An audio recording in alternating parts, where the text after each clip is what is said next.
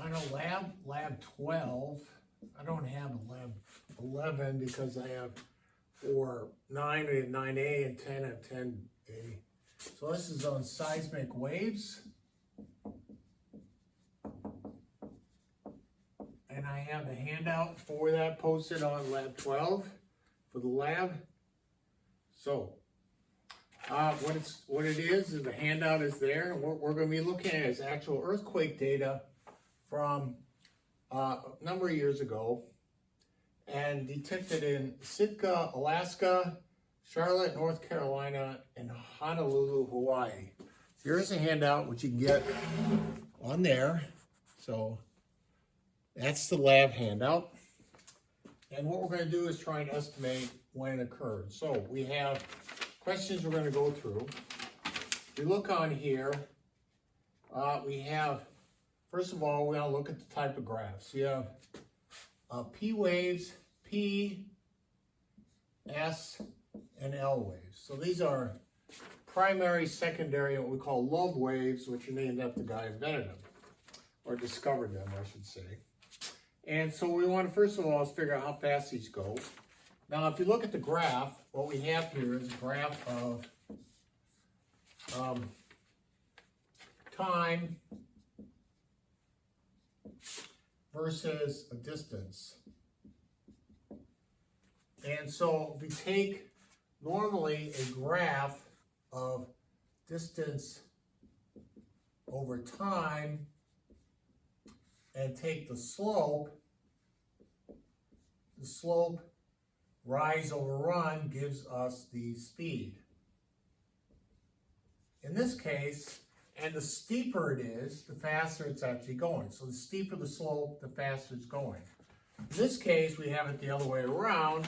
So the slope here gives us 1 over the speed.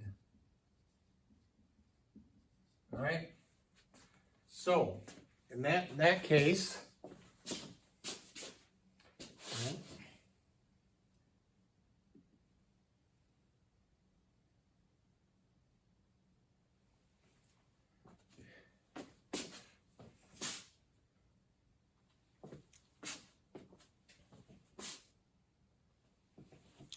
so the speed of the wave, and for this particular time, because it's given in minutes,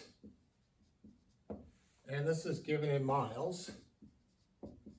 If you want to get the speed in miles per hour, you would take 1 over the slope times 60. So take rise over run for this slope. You get the handout there for the L wave. And do it to the nearest, nearest number. You don't need 10 significant figures. So the L wave is this one here. So look at the handout on lab 12, and that will explain. So it's rise over run. So it's minutes here, time here.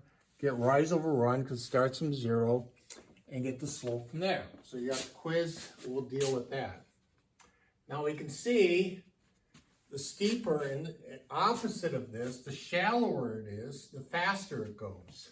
So P is faster than S, and S is faster than L waves. So if you look at the next graph, we're going to see on the next page, and we have in your handout, is we have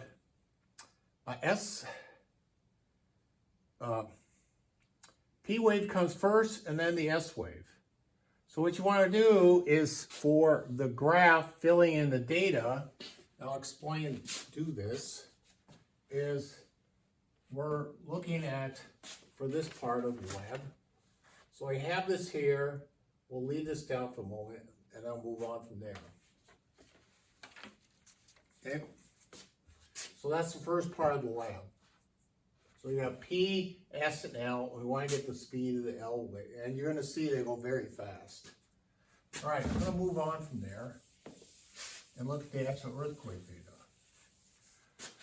So you can get the same thing yourself, and I'll do the same. I'll do this, and you can actually, I've done most of the, if you look on the handout, the page with this data, I'll show you how this works.